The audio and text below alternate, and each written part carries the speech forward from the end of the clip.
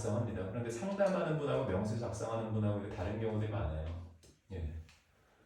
뭐 상담원 변리사가 있지만 특허 명세 작성은 그냥 그 드래프터라고 그러죠. 명세사에게 전달해서 한다든지 이런 경우들이 있습니다. 그러니까 일단은 기본적으로 이 특허 명세서의 내용이 높은 품질을 갖기가 어렵습니다. 그러니까 심사의 결과가 좋지 않은 경우들이 좀 있는 거죠.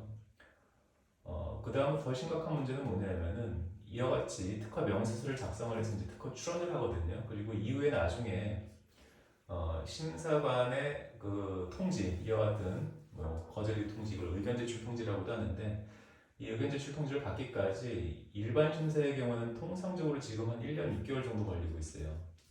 그럼 이 통지가 나왔습니다. 그러면은 이 특허 명세서를 작성한 사람이 이 업무를, 그쵸? 이 통지를 분석해서 대응을 하는 게 당연히 제일 효율적이겠죠. 이 기술을 그래도 제일 잘 알고 있는 사람이니까. 그런데 특허 사무소에서 이제 직원들, 뭐 변리사 포함해서 평균 이직 기간이 그렇게 길지 않아요. 즉 이 사이에 이미 이 업무를 담당했던 직원 또는 변리사는 퇴사하고 없는 경우들이 허다합니다. 그럼 다른 담당자가 이 사건을 다 맡게 되는 거예요. 저도 예전에 고용 상태에 있었을 때 이런 경우가 많았죠.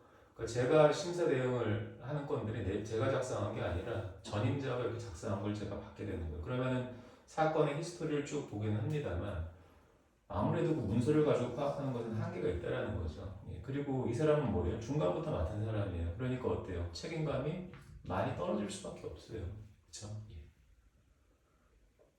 그러니까 서면 대응을 하는 겁니다. 그냥 뭐 문서를 분석해서 그 문서와 문서를 대비해서 의견서를 제출하고 그리고 심사관이 문서를 읽고 거절을 또 내리면은 안 되면 말고 뭐 이런 식의 어떤 것들이 좀 만연하다라는 거죠. 안 됐습니다. 일단 높은 책임감을 갖기 어려운 구조다라는 거죠. 그 다음 세 번째는 뭐냐면 방금 이미 말씀드렸는데 심사관 면담을 잘 안 한다는 거예요. 서면에 의한 절차가 대부분으로 이루어지죠. 현재 특허 사무소들은. 예. 즉 의견서 보증서 서면으로 내고요. 통지서 당연히 서면으로 받죠. 통지서는. 그런데 여러분 어떤 기술 내용을 물론 서면으로 설명하는 것이 정확할 수는 있죠. 하지만 글로만 읽는 것과 대면에서 또는 하다못해 뭐 전화상으로라도 아니면 뭐 온라인 면담으로라도 이 기술 내용에 대해서 설명하고 의견을 개진하는 것 이것이 기술에 대한 이해 전달이 훨씬 더 효율성이 높습니다. 그래서 이 세 가지 이유 때문에 특허를 받을 수 있음에도 불구하고 특허를 받지 못하게 되거나 아주 넓은 범위의 특허를 받을 수 있음에도 불구하고 그렇지 못한 경우들이 생기는 거예요. 예. 당연히 이런 문제들을 다 해결했죠. 예. 그래서 당연히 상담한 사람이 작성을 하게 하고 그리고 퇴사하고 이런 일이 없습니다. 예.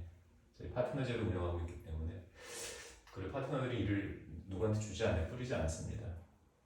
내 사건, 내 고객은 내가 끝까지 가져가는 거죠. 그래서 그리고 또 뭐 서면도 물론 냅니다만 심사원 면담을 저는 되게 적극적으로 활용을 합니다.